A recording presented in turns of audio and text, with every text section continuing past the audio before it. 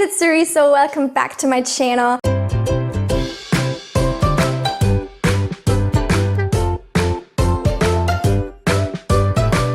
Today I'm gonna be doing a different video that has nothing to do with books. It has now been 2.5 years, I think, since I've come back from Japan, and if you didn't know, I spent a year there as an exchange student and I really enjoyed my time. Obviously there are some things that I didn't quite enjoy. I made a video on it that got a lot of hate because I think a lot of people found that video in isolation. Like, I made a video about things I love about Japan and one about things I hate about Japan, and the people that only saw the hate video, where I got so many comments like, just leave, Japan doesn't want you anyway. Like, the things I talk about aren't even that big of a deal. They're just like little things that annoyed me in Japan. Like, the things I love about Japan are so much more prominent, but it doesn't mean that I have like only a one-sided opinion or like 100% positive opinion of anything, kind of. I could make similar videos about probably any country I've ever been to, because there's just good and bad things to everything. But regardless, today I wanted to just talk about some things I really miss about Japan, and I do have tentative plans of going back eventually, hopefully like just after my master's degree or at the end of my master's degree, to do like an internship or write my master's thesis over there or something like that. But that's still quite far away, and there's just things about Japan that I think about like constantly that kind of make me miss my time there. And in this video, I wanted to share them with you. So the most obvious one to many people here probably would be the ability to practice Japanese every day.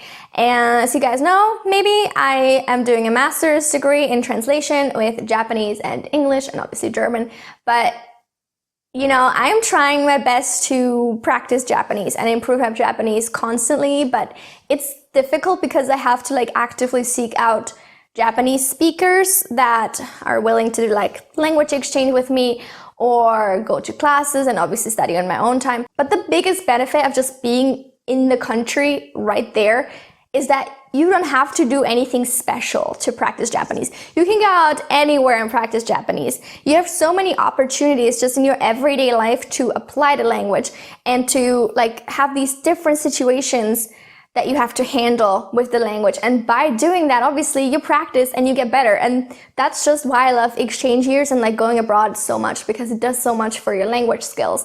So obviously that's kind of the biggest thing I miss. And I'm really excited to go back and work more like full-time, I guess, on my Japanese. The second point I really miss is the food. Oh my god, you guys. Like, the cheapest sushi, like at Sushiro or whatever that you buy in Japan, is better than like 99% of sushi here. That is partly because they know how to do it better, but also because the fish is really fresh there. And here, obviously, we don't have an ocean in Austria.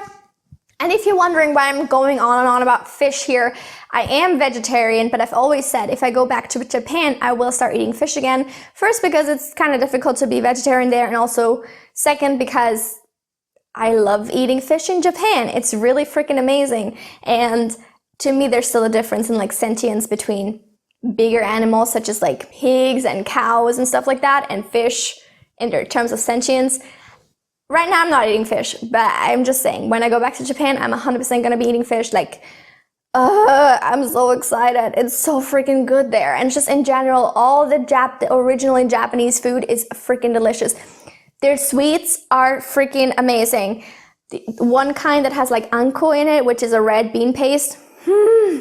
Oh my god, Japanese food is just so good. And in the video where I talk about like things I hate about Japan, I did say that like the imported food that's not Japanese food, that's not really good. Like, they do things like pizza, and there's a lot of like, and even black bread, like it's not my favorite. But that's because it's not Japanese, and that's the things that they have imported that they don't 100% know how to do, or like don't have the proper ingredients to do, or whatever. Another thing that I wanted to add to that is that I love how cheap miso soup and tofu is in Japan. I'm obsessed with both of these things, and they're a lot more expensive here. In Japan, you can get like tofu for like a few cents. No joke, it's everywhere. It's so cheap, it's so good. I'm getting really hungry. I haven't had lunch yet, and this is making me crazy hungry. Okay, let's move on to the country itself. Okay, can I just say that Japan has one of the most beautiful country landscapes I've ever seen. The thing is, there's something there for everyone. They have beaches, they have woods, they have mountains. I think they have lakes. I haven't been to any lakes as far as I know. They have literally a little bit of everything. They have every climate pretty much in existence. I think they have like 3 climate zones in Japan because it's Hosonagai. It's like long and stretched across like that. It's so cool how you can travel within the same country and experience so much variety, and it's all beautiful in its own way. And oh my god. On that note, the history in that country is also fantastic. I mean, you do get tired of like visiting temples and shrines because they're everywhere, but it's so like architecturally and historically, there's so much there to enjoy and like take in and learn, and it's so, oh, I love it. I love it. I cannot wait to go back and like see all these different places that I haven't, hopefully see some places that I haven't been to before, or even visit some that I have been that I really enjoyed. Like, I love it. And lastly, I really miss the politeness of most Japanese people, especially those in like the service industry or just in general, like towards customers. Everybody is so polite, and I know that kind of that entails that customers are kind of sometimes feel entitled to be rude to the servers or whatever. I'm not like that. I would never be rude. I say please and thank you, even though that's not super customary everywhere. But basically, I just love that they're all so polite, and even if they had like personal stuff going on in their lives, they wouldn't take it out on you. Whereas, especially here in Vienna, I'm not trying to throw any shade, but it really depends. Like sometimes you have perfect service, like some people are really, really nice, and others are just rude and judgy, and like anytime you have a question, they're just like, why are you stupid? Like, why don't you know this already? Like, you know, that can get really old real quick. And on that note, I want to share a quick story from my sister, because she just spent like several months in Canada, and she said Canada, everybody's also really, really nice. And I know this is like a cliche, but she said it's true. Everybody's so nice and polite and lovely. And then she got back from like 6 months in Canada, and instantly the first interaction she had in Vienna at the airport with a Viennese person was terrible.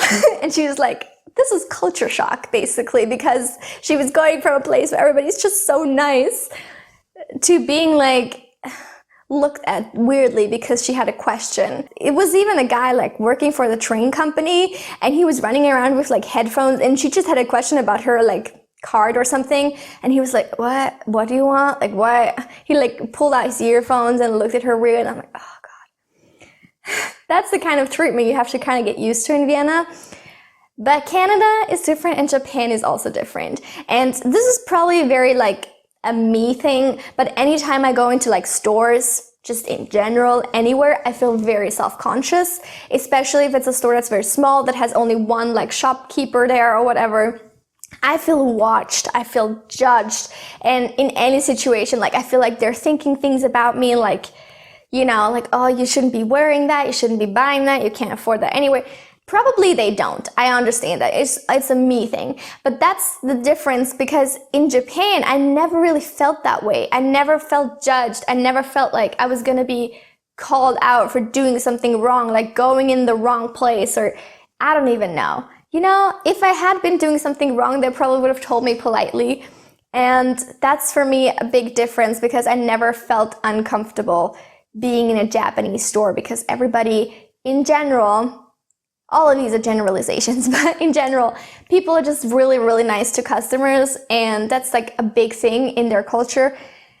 And I really appreciate that. I really appreciate that. Like, I understand if you're like a server and you've had a rough day, and I totally get why you don't want to, you know, maybe entertain annoying guests or whatever, but like, I still think you need to have like a level of professionalism in how you treat other people, and that you can like keep your own issues inside just for as long as you are in a professional setting.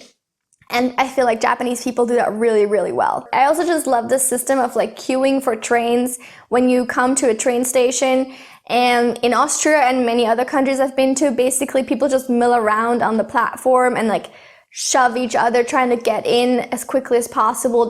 Some of them won't even let other people exit first, which is literally my biggest pet peeve in the world. People are in such a hurry that they don't even let the people exit first. I can't, I'm sorry, I can't. But Japanese people will literally form queues. It sounds very British, but they form queues. They have like marks on the platforms for the train where they form queues. So if you're there first, you get to enter the train first and thereby have a better chance of getting a seat or whatever. I think that's a genius system. It would never work in Austria. People don't care enough in Austria about being polite or like these types of rules, societal rules. And there's positives and negatives to that, but in my opinion, that's a big positive. To me, a lot of that is logic transformed into a societal norm, I guess. So like, if you are somewhere first, you get to enter first. That type of thing, you know? I've been gushing way too much about Japan, I think, already. I hope you enjoyed this video. If you've had a similar experience with another country, please let me know in the comments, like, what do you miss about it? What is kind of part of this reverse culture shock of like coming back home, or even like years after being home? It's like, oh, I still think about that other country anytime I encounter a specific situation. Please let me know in the comments. Please also don't forget to like and subscribe. I upload every Tuesday, Friday, and Sunday, and I will see you very soon with another video. Until then, have a lovely week. Bye!